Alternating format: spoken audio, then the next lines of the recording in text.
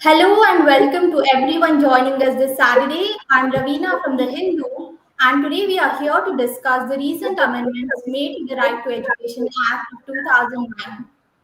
So, last December, the center announced that students of class 5 and students of class 8 who do not clear their final exams will be held back. Now, this takes away from the key provision of RTE, which seeks to provide education for all. So, why was this done? There have recently been a lot of reports which showed really poor learning outcomes among school children across the country.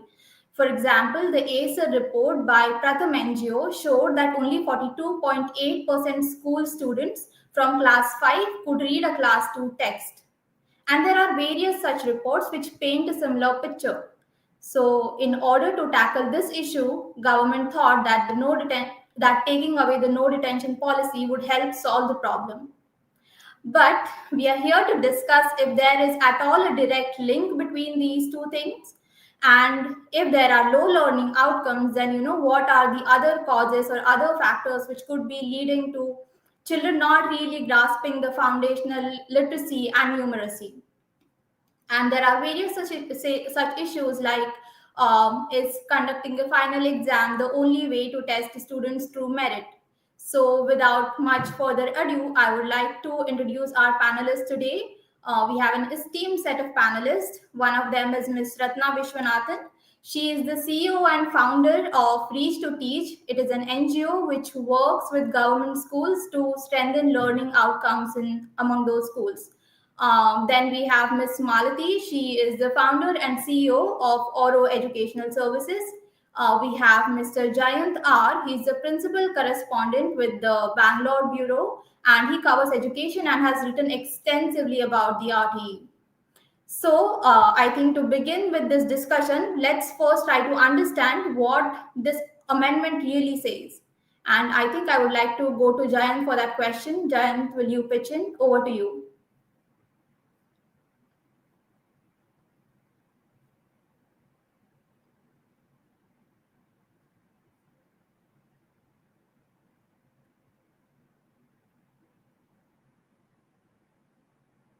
Of the year academic year. After the conduct of regular examination, if a child fails to fulfill the promotion criteria, he has notification from time to time. He shall be given additional instructions and opportunity for re-examination within 2 months from the date of declaration of the result. If the child appearing in the re-examination fails to fulfill the promotion criteria again, he shall be held back fifth class or eighth classes. During the holding back of the child, the class teacher shall guide the child as well as the parents of the child if necessary and provide specialized inputs after identifying the learning gaps at various stages of assessment. The head of the school shall maintain the list of the children who are held back to the back and personally monitor the provisions provided for specialized inputs to such children and their progress with respect of the identified learning gaps. The examination and re-examination shall be a competency-based examinations to achieve the holistic development of the child and not be based on the memorization and procedural skills. No child shall be expelled from the any school till the completely elementary education. Actually, now this provision has been amended, and also the union government is going to implement no detention policy in the grade fifth and also eighth.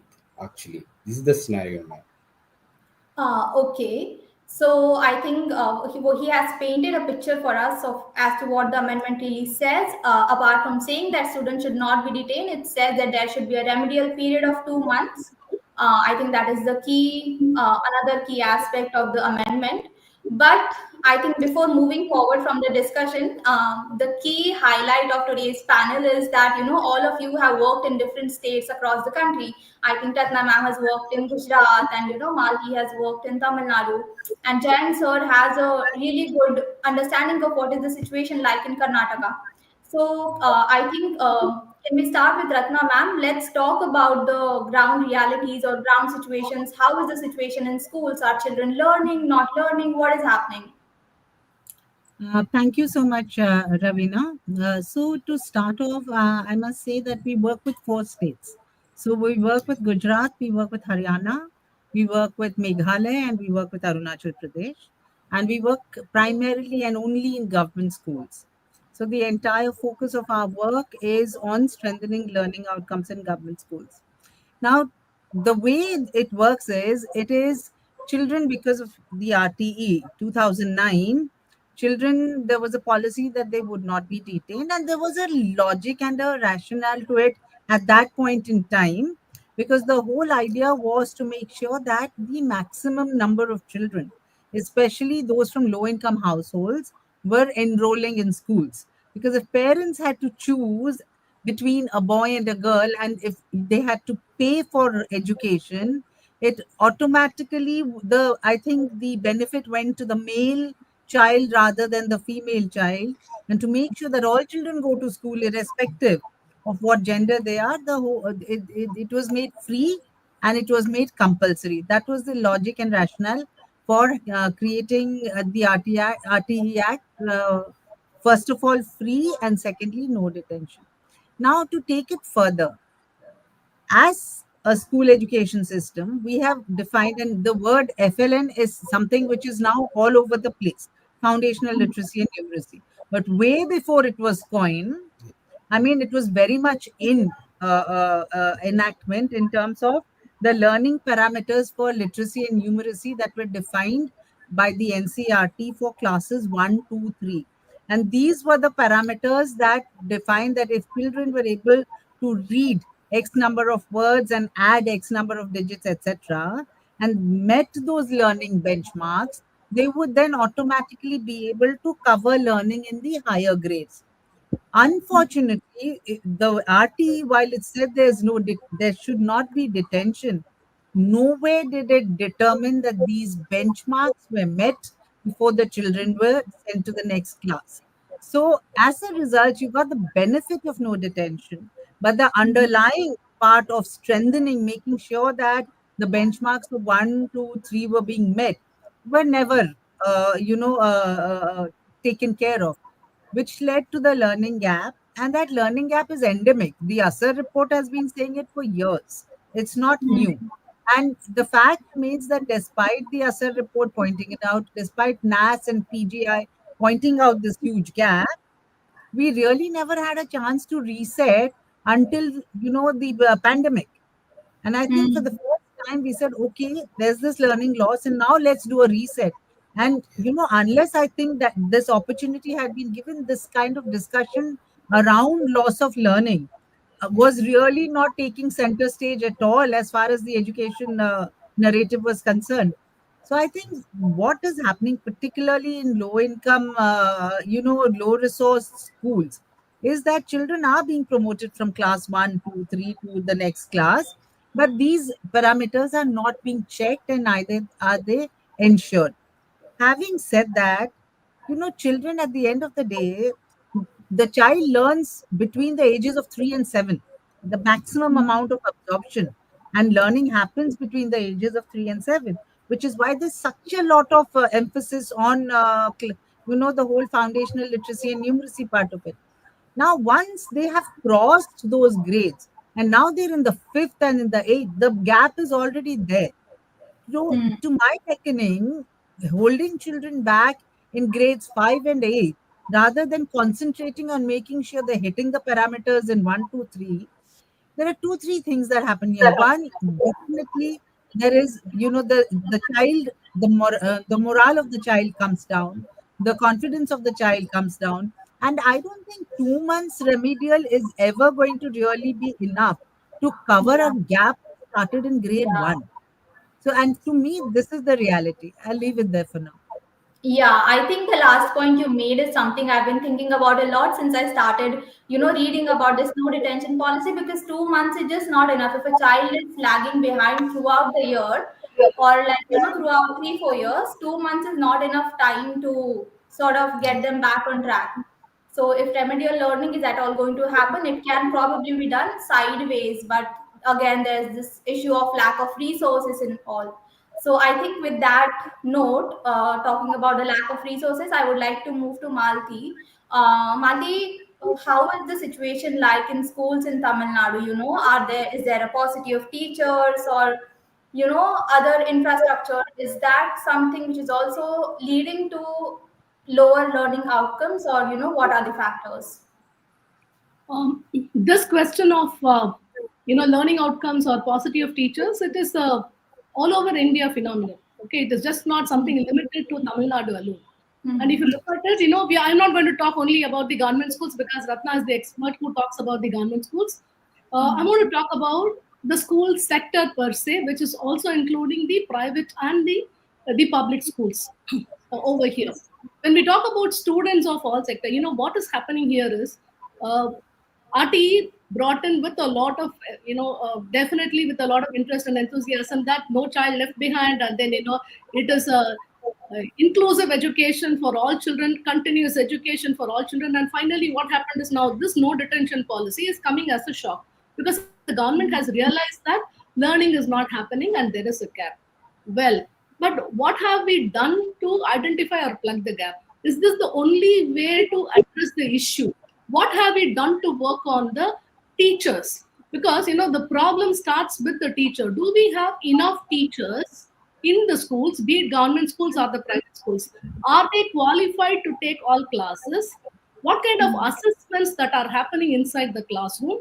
If at all have we identified, if we have identified the areas, if the gap is there, now, what measures have we taken to address that? Is the child missing out only in one subject because of which, or one or two subjects because of which, are we going to retain a child? Are we going to work on remedial? In that case, who is monitoring the teacher? And how do we measure the learning outcome of a particular child? Is there one particular way are we measuring the learning outcome? Or do we use other ways to measure the learning outcome? I think there are various questions which needs to be answered here. When it comes to Tamil Nadu, yes, post COVID, during COVID 2021, that was the first year because 25th January was the last, that's when the school closed, and then we opened again on the 21st January 2021. That year, class 9, 10, and 11, the then CM said that, the children will not take up the examination. The final examination did not happen. Now, we had our state assembly happening during that time. 2021 June, from between February 2021 to June 2021, we had another government which came in.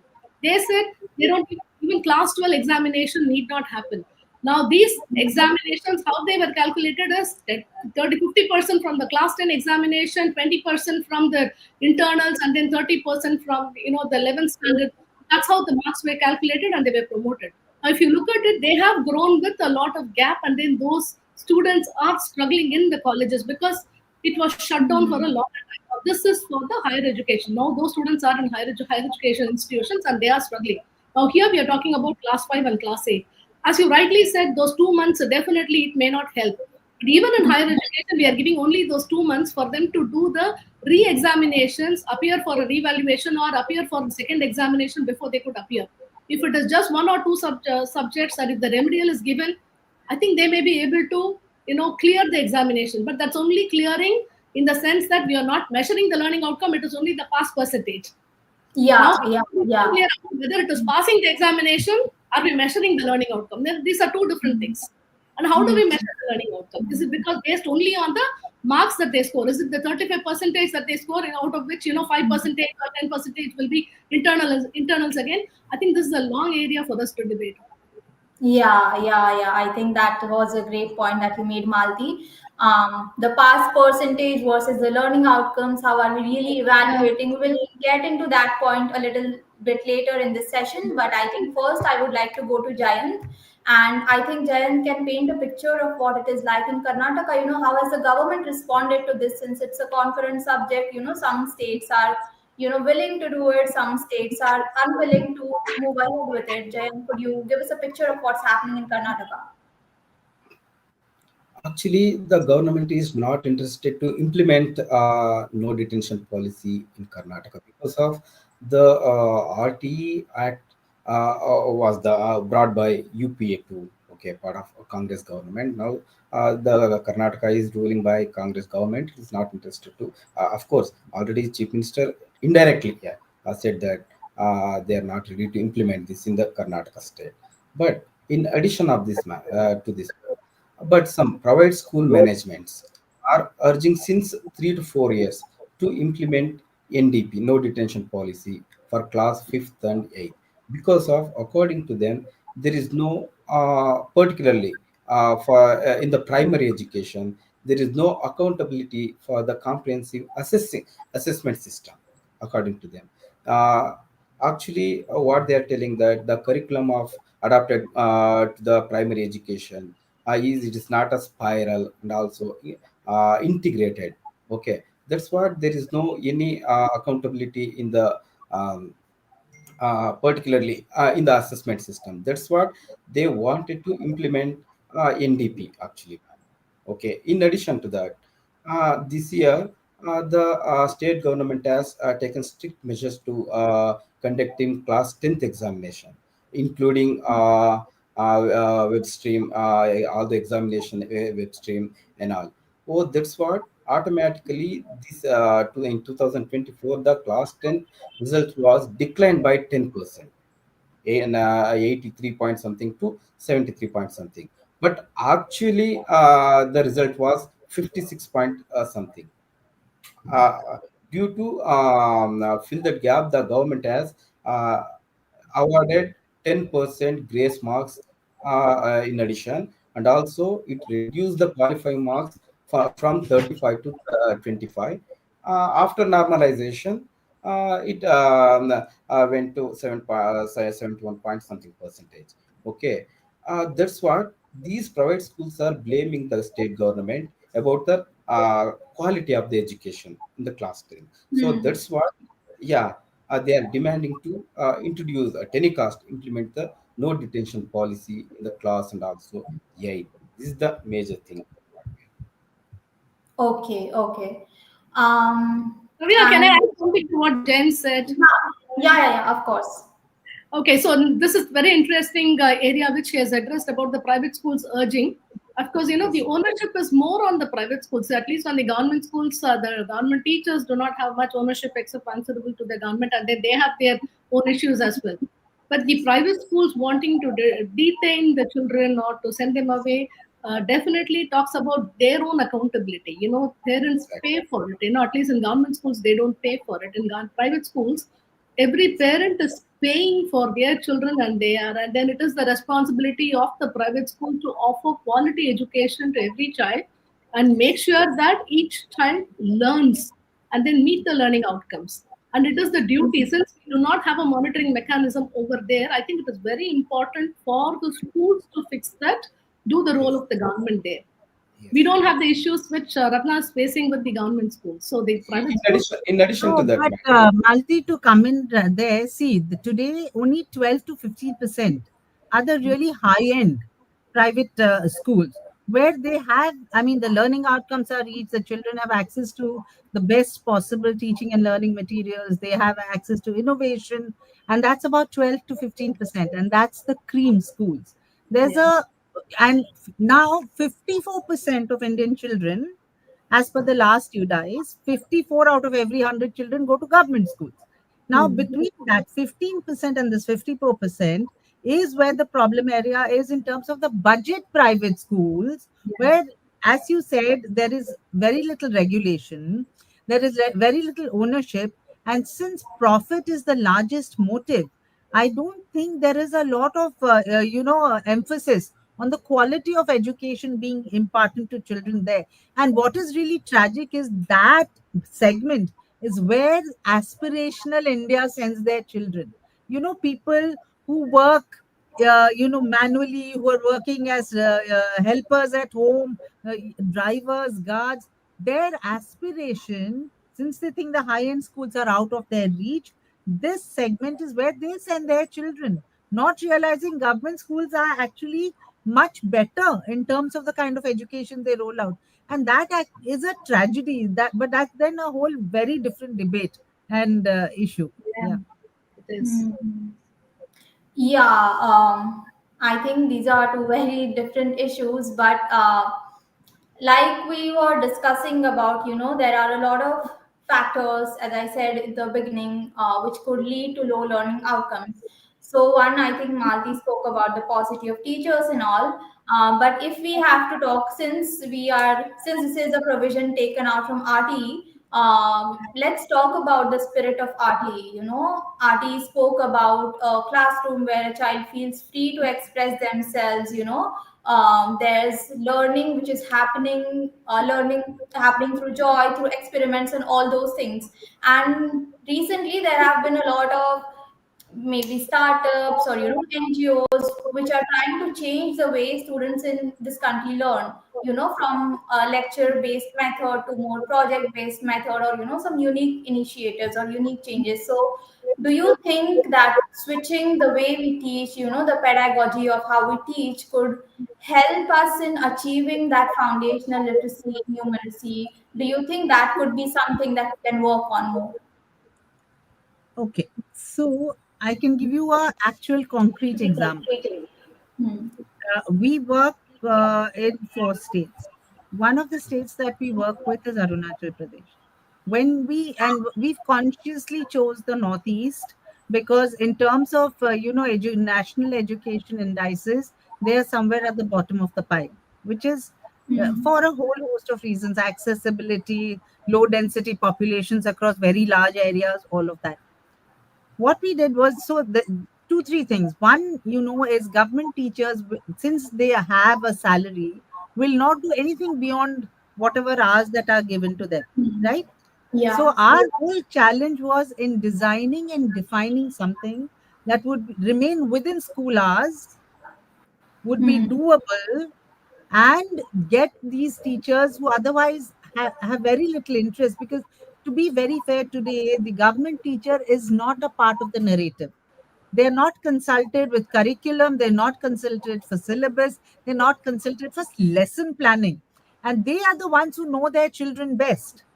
Now, the Hmm. moment you take the agency away, obviously responsibility also goes away. So there's a Hmm. need to bring that responsibility back. It's easy to blame, but there are underlying causes, right? So what we did was we took the existing CBSE textbooks. Hmm. The first thing we did was we did identifying the learning gaps, doing the same laddered approach, giving the same problem to classes 2, 5, and 8, right? Sorry, 3, 5, and 8, to see what is the level of understanding. And we found an 8th standard child couldn't do a third grade sum, or couldn't read a third grade textbook.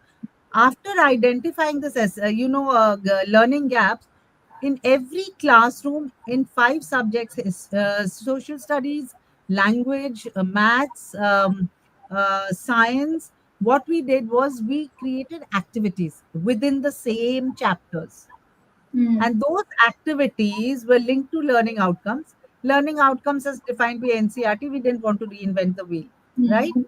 So we linked them to learning outcomes, and to make sure that those learning outcomes were reached and that activity was rolled out in the same way, we created detailed teacher handbooks so that the Hmm. activity would be rolled out across all 3,000 schools in the same way. And these are Hmm. government schools. The interesting part was the teachers, for the first time, found they also were doing something, because activity is interaction. The child is not going to do it on their own. So and everybody loves play. Why do we have management games? Because everybody loves play. So the Yeah. moment there is activity, now I can say this very happily, within 18 to 20 months, we were able to bring up performance in the 10th grade by 10% and the 12th grade by 12% of the very same government schools. Because what we did was we used the system to Hmm. create a structure which worked for the system and delivered results. So it's not like it can't be done. Hmm. But to be able to do it, one has to have both access and the willingness of the other side to accept if you want to make a change. It can't be a one-way street. Hmm.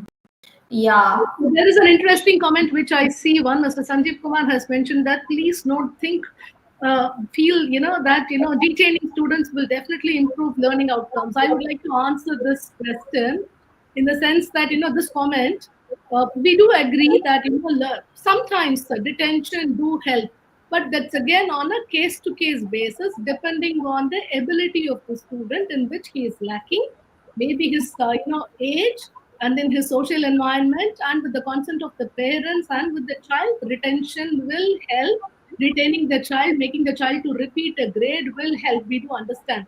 But some cases, without even understanding the basis in which the child is struggling, what could be lacking in the child, without understanding the family circumstances or doing a diagnostic test, having a benchmark only, I mean, the examination as the only benchmark, not redefining the way the pedagogy, as Ratna rightly said, they worked on the different pedagogical ways, which made with the activity based system, and then, doing the assessment in that way that helped, that brought the results back. But sometimes, it doesn't happen in most of the cases. As you said, the private schools and the government schools, it doesn't happen unless and otherwise there is an NGO or someone else who intervene and then take that effort to bring in that change. It doesn't come automatically in those cases. And as I told you, detention helps, like punishments or threaten help at some, to some level. It's a very minuscule of the population who needs it, but it cannot be a blanket on everyone saying that, yeah, it's okay to detain them, it is okay to detain them. See, we need to understand there is a lot of reasons, especially post COVID, for children to lose interest in studies. I'm seeing day in and out. I don't work only with Tamil Nadu, I work across states in India. And I do see that, with the smartphones coming in, with the digital devices coming in, with the technology, with the games that they play in, the rapidized room definitely has brought in the attention deficit in the children. And they have definitely have problems in memory retention and writing. They are definitely lazy to write. They are okay to do the assessment in a different way, which was definitely much appreciated. We need to talk about CCE. You've also mentioned that we'll talk about it, about CCE, because the assessment patterns have changed. So there is definitely there is poor memory retention, and people who are not willing to spend time on reading. They don't read the chapters. That is when, the reading ability of the child, when the essay report works on it, why do they find it? I mean, even in the private school, just not in the government schools alone, they don't want to read. The reading ability has come down even in the adults. But because of the technological advancements that has happened, the more time that children are spending on the smartphones, they are not able to read. And when they are not able to read, definitely they are not able to, memorize, recall, and then do the examination. Even to understand, for that matter, the attention span has come down. Now, a teacher has to be trained. The basic is again coming back to the teachers. As Ratna is working with the schools, we need more NGOs to come and then, support the teachers in terms of what is the change in the children. The brain development, the way it is working, it has changed. The way the brain functions or the learning happens inside the classroom has changed. Now we need to identify what is the difference that has happened in the, with the children in terms of learning, recalling, and doing the assessment. So we need to train the teachers on them, and we need to assess the children in such a way. And detention may not be the only way. There are so many other ways. We can put them in small. We can do a lot of remediation with that group. Those could be the ways through which this can be solved. But detention as a blanket will not help. Okay. In addition to Yeah. that, in addition to that, Yeah. actually, last year the Karnataka government has implemented a little bit different type of assessment for class fifth, eighth, ninth, and also 12th, ma'am. In the first, they are going to assess through the conduct exam through the board exam, actually from Karnataka State Examination and Assessment Board, which is a examination authority for class 10th and also 12th. Okay, they conducted a board exam for class 5th, 8th, ninth, and also class 11th, ma'am. But some people, school managements and individual peoples were questioned this in the court, and also the case is still pending in the Supreme Court, and also results were withheld. The students were promoted for the next class on the basis of SCA1 and also FAS and all. So this is one among the interesting point in the Karnataka state. What happened last year? I Actually, think according to somewhere, them, sorry. conducting board exam is against the principles of RTA Act 2009. Okay, there is no conducting any examination according to the act. There is no conducting any board exam for the class fifth, eighth, ninth, like this, ma'am. Yeah, so I think we can talk about if conducting board exam is the only way to assess a child, like Malti said, there are various ways we can assess a child, and detaining is also not the only solution. So I think taking the discussion forward, one of the major points that people who are against this amendment say is that this whole thing that when we bring in detention, there is going to be an increase in dropout rates in school children. Yeah. And most of these children who will drop out will be from socially disadvantaged backgrounds. So I think if anyone would have some inputs about that. See, it's not only about socially disadvantaged. Like I said in the beginning, the RTE Act was brought in to ensure that these children came into school. Yes. And that is why today, if you look at enrollment numbers were more than 100%, because I think because of migratory children, there was some double counting. So it was at 103%. But Hmm. our issue here is not really the enrollment. What happens is children, they will not drop out of school. So if you're looking at retention numbers, it will still show that children are in school. What will happen Hmm. is if you detain children and hold them back, they'll stop attending. And Yeah. there will be nobody who notices, because attendance, nobody is tracking. Everybody Hmm. is tracking enrollment and retention, right? Now the crux lies with attendance. Now, if you don't track attendance, these children whom you hold back will start dropping out left, right, and center. Though technically they'll still be in school, so your Hmm. numbers will not be going down, which to me is a big worry. Number Hmm. one. Number two, rather than saying that children should learn, like, they should finish their syllabus and learn and pass the exams, what about competency based learning? I mean, today, if you look at it, if you want to go into private university, today you have the common university entrance test. You can Yeah. get 98% in your 12th board exams. You still have to pass the COET, which requires a different number, right? Yeah. So it is no guarantee that just passing the 10th grade and passing the 12th grade will get you the university of your choice. So Hmm. again, the focus comes back to competency based learning, where Hmm. the emphasis,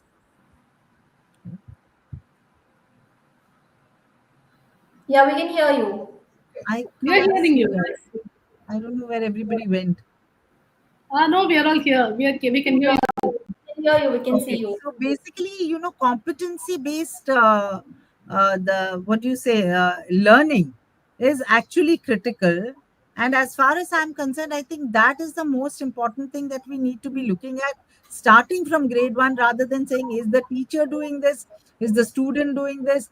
Will we give them remedial classes? Let us look at competency based learning. That's all. I think this is a good time. We have a lot of comments here. Less questions, more comments. Let's look. Let's have a look at few of them. I think there is one person saying that teaching methods need to be reviewed by the principal, which is not happening in private and government schools. I think principal is just one entity in the whole process, but as Ratna ma'am said, there has to be more involvement from the teachers as well. Then there is someone else who is asking whether the criteria for promoting the child to the next grade should be revised or not.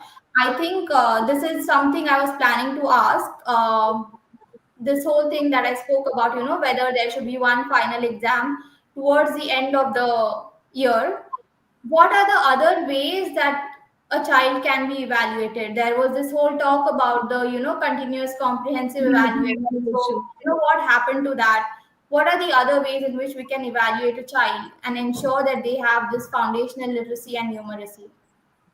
True. See, to answer this, every government which comes with an own agenda.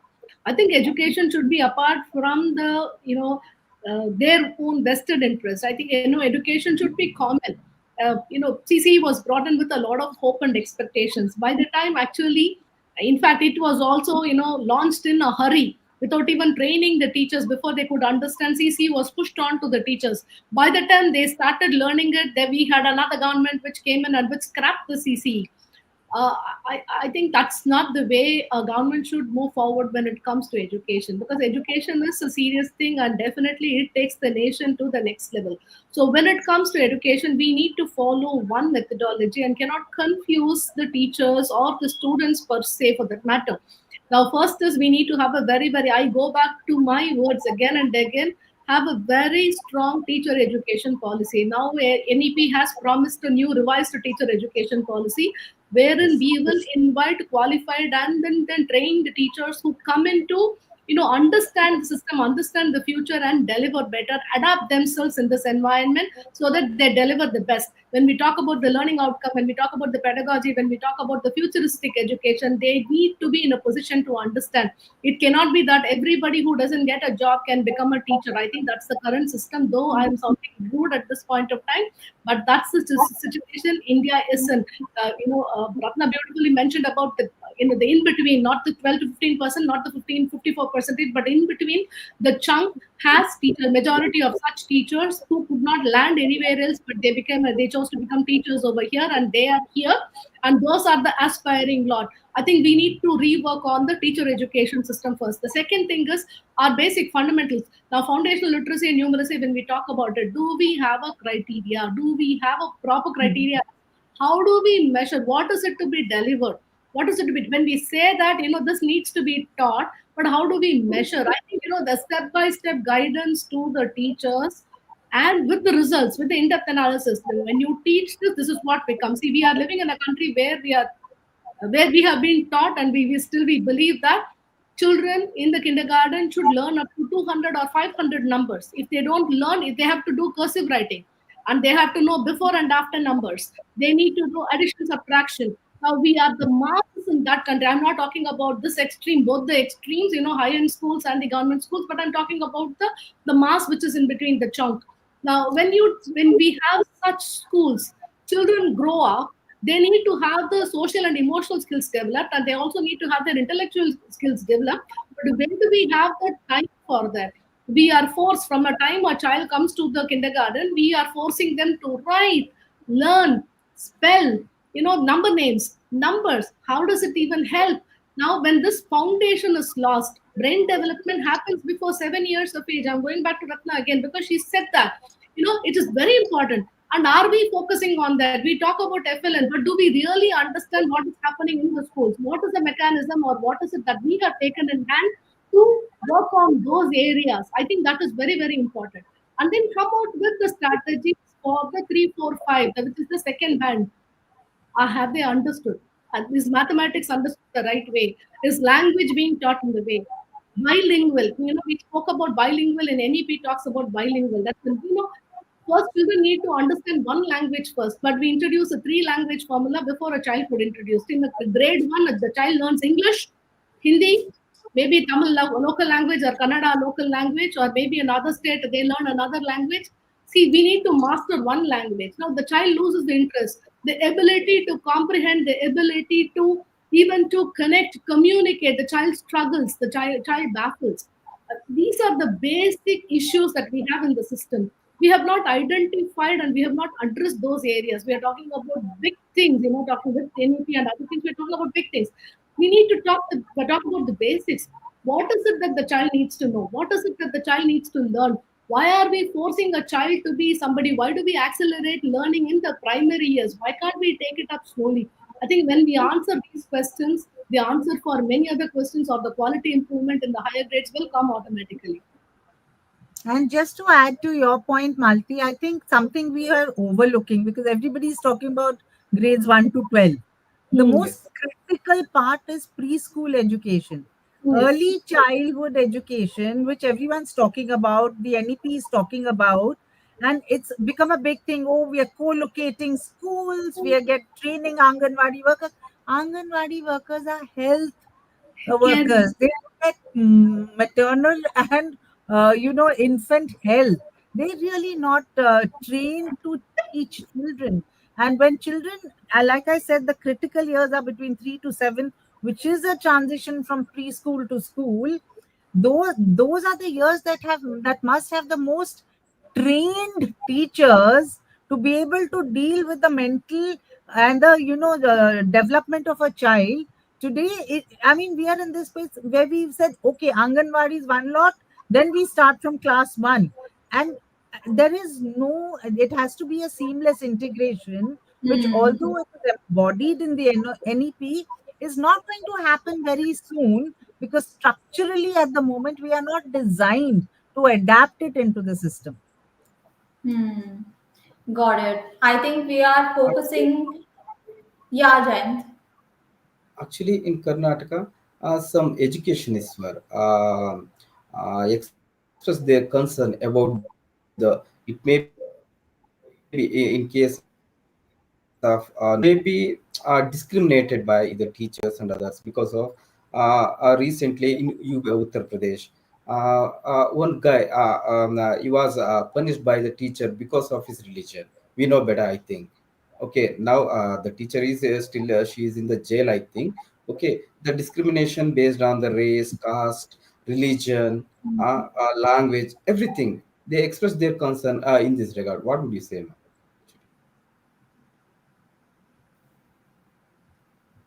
Yeah, I mean, these cases Are reflect in the media once in a while, they happen, and after some time we'll all forget, and I don't know like what is going to happen with this case as well. Yes, But definitely. talking about the role of teachers, I think that's what I was trying to say, that we are focusing a lot on the role of teachers in this whole thing. I think that's what I'm getting a sense of from this discussion, that teachers are someone who are playing a big role in how the learning outcomes would come out. We have a question um, from Ifat Firdos, and he's saying, how do we assess the teachers' contributions and competency towards students, especially in government schools? So I think there are some ways teachers are being evaluated. Are we doing it right? How can we do this? So for government schools, there is teacher training. You know that it's mandated 50 hours of training for head teachers and for teachers. The point is, whereas there is 50 hours of training and a lot of states are doing it, I know in some of the states that I work, they're doing it. What kind of training is it? Is it focused? What is it focusing on? Is there a game plan to this training, or are we just tick boxing that 50 hours? So I think that's something we need to look at. And if you're going to link it to learning outcomes, only then it will make sense as far as the training of teachers is concerned, because we're talking about competency based learning. And unless the teachers understand competency based teaching, competency based learning is never going to happen. So, just training teachers for 50 hours, which has been made mandatory in the NEP, is not enough. Defining, and I think this is where the state education departments come in, because you see, at the end of the day, education is a concurrent subject. So, whereas steer and policy is decided by the center, actual implementation is by the state. At the state level, the budgets are decided by the state. The kind of emphasis that is required for teacher training, etc., is all decided by the state. Maybe if there's some kind of structured understanding around this 50 hours and how it needs to be done. I mean, to be fair, the NEP is a brilliant document. It's beautiful. It sounds beautiful. But there are so many parts of it to actually pull down and make it executable is quite a challenge. And this teacher training and competency based learning is one of those things. So, saying how government school teachers can do it, there are schools, government schools, where you have single teachers, two teachers teaching all classes. So, the government school system actually needs to be revisited and looked at. It's not a homogeneous body. They are different schools, and it depends on the kind of emphasis the state gives to the government school system in each state. And to be fair, at least those schools exist. But Hmm. then how we take that training forward, how we deal with those teachers, how we deal with issues like proxy teachers, because a lot of us know that teachers sometimes, especially in remote areas, don't want to go. So they stay back, and then they appoint people in that area to teach on their behalf, who they give a small amount of their salary to as a, kind of an incentive. So there are, around government schools, there are a lot of issues that need to be addressed, and no one way of addressing it. And I think states need to look at it from, their perspective as to what works best for each state. It's not something that comes as a, cookie cutter policy that will work across every state. That's number one. Number two, I think one thing we are forgetting, Ravina, in this whole story about detention are parents. Who Hmm. drives the teacher mad? Yeah, that my child should get 100%. It's the Yeah. parent. The pressure put by the parents on school that my child must perform optimally. There needs to be a dialogue and understanding, because somewhere the child's agency is decided by all these players, right? So just blaming the child and saying ki the child is not studying and needs to be detained, please also look at why. Hmm. There Yeah. is a question by Vijaya Nagarajan, I guess. Yeah. I think that is an interesting one. Can we have that? Yeah. He has How a very can quality be comprehensive question. I think we can take it one after the other. Yeah. So how Yeah. can quality be assured when, oh, she has a lot of questions. When the class strength is 35 plus students with multiple abilities and the teacher is burdened with 30 plus teaching periods plus non-teaching classes, other responsibilities, substitution and correction. Yeah. And more than four bundles of corrections and teachers become answerable for results. Excellent. Thank you for bringing it out. I think that's also sums up with the question that Srinivasan was asking, in the sense that he did ask that teachers are always in a hurry to complete. But teachers are always in a hurry to complete because, the management puts the pressure on them, the ownership of results is on them. Vijay, thank you for asking that brilliant question. It is a tough job when it comes to 35 plus students with multiple abilities.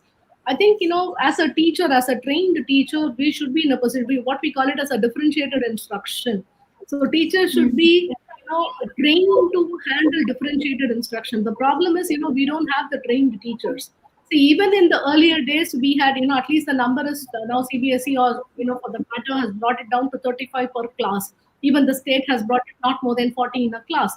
Earlier, that was not the case. We used to have 60, 70 sitting in a class, but those teachers were efficient enough to handle, group them, and then, work out ways and means, pedagogical, devise group activities, and then kind of teach them. But today, what despite the infrastructure that we have, the technology that we have, our teachers lack the knack of dealing with such children, how to divide them and how to teach them. I think, again, I'm going back to the training of teachers on creating a differentiated instruction in the classroom, working with children with multiple abilities. How do we train them? See, when we have, it's a heterogeneous class. It's definitely not a homogeneous class. 35 children with the 35 different learning needs and learning styles. So, how do we address them is one thing which we need to empower the teachers with. So, how do we work? Exactly. Exactly. And then the second thing is she is asked about the number of corrections, teaching plus non-teaching. Yes, it is a sad thing, and we need to, as administrators, I think it is important for us to work on it to address such issues. How many periods is optimal for teachers to be given? Bundles corrections. When 30 plus periods, naturally they will get 4 to 5 bundles for corrections, which is part and parcel of the package. I think, we cannot escape from it, and that cannot be linked to. I think she's trying to link it to, paying attention to the students, and that's where detention happens. If my understanding is correct, what she's trying to link is because since we have teachers are loaded with so much of work, we are unable to focus on the children, and that is why detention happens or the child don't perform. Is where she's coming from. To understand that. I think, we will, when we sit together as educators, I think we will be able to address that, find ways and means of finding a solution. But that cannot be the only reason for them to detain a child or for a child not to perform. Yeah, there is always this hue and cry that happens about the non-teaching burden of teachers, and it has been going on for years. And it's just something that happens in passing and then moves on, but it never changes. And I think, as Vijaya pointed out, it could be one of the reasons why there is less focus on in the classroom, or ensuring learning outcomes in students. Ratna, do you have something to say about that? Yeah, We did to mention be about it. fair, Sorry. to be fair, I think this is something that comes as part of the territory. And it is not just in India, it's across the world. It is a part of teachers, daily work to be correcting copies, to be correcting submissions, to be looking at, uh, uh, uh, exercises that have been given For them, it's part and parcel of the teaching work. So you can't remove that, and it's not specific to India alone. Yes, there is definitely an administrative burden because there are certain other things, like especially we found with head teachers, they have quite a large administrative burden in terms of making sure about attendance, salaries, paying electricity bills, making sure that all the regulatory requirements for the school are taken care of. There's a huge amount of work, and we find that an actual head teacher has less than an hour, about an hour and 15 minutes beyond the administrative burden that is put on them. So, what is actually the job of the head teacher? Classroom observation, to sit with teachers, to try and understand the teaching practices that are happening in the classes, to strengthen those teaching practices, to discuss with teachers in terms of what the problems that are being faced. Where do they have the time?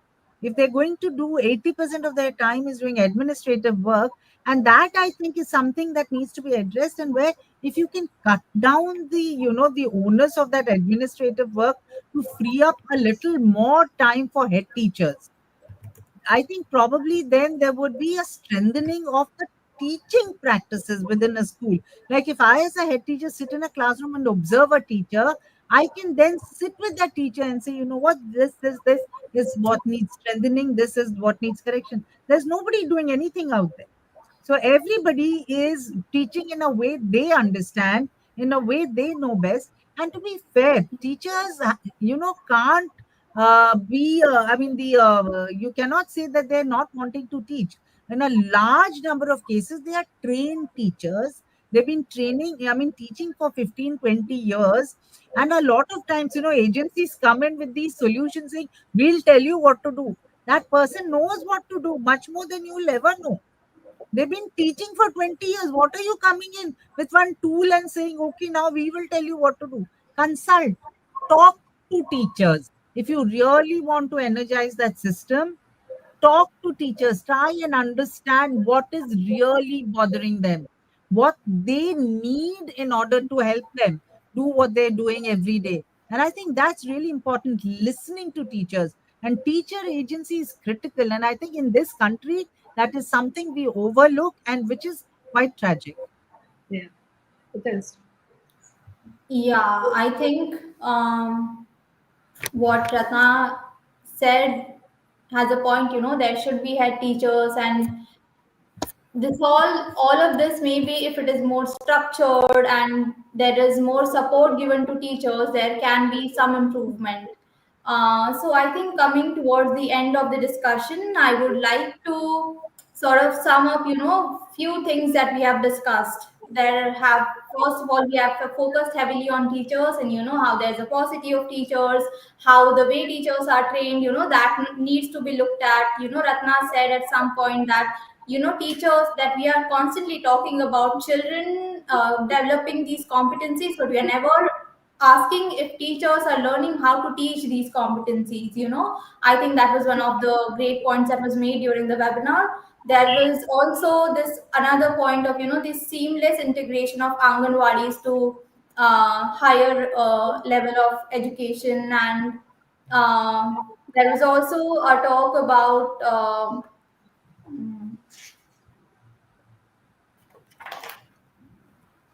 yeah, I think Malati made an excellent point when she said that CC was brought in, and then the government changed, and every government comes with its own agenda, and there is this constant shift in educational policies which shouldn't be done.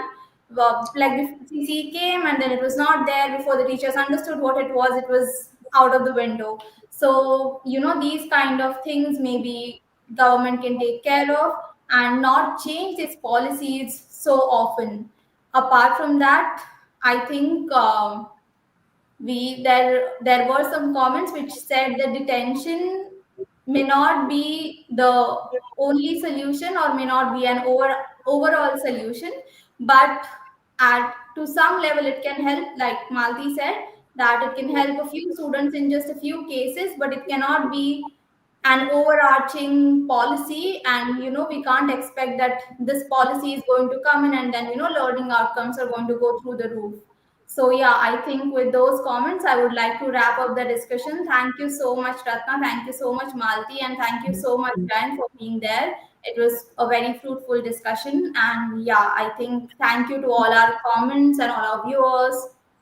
Yes. Thank you. Thank you so much for having me on the show. Thank you.